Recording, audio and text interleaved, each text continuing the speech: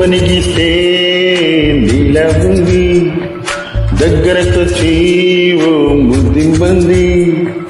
చల్లే పాపం అని దగ్గరకెళ్తే దాని మనసే నీలో ఉందంది.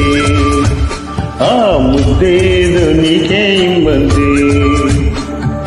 సరసాలాడే వయసొచ్చింది, సరదా పడితే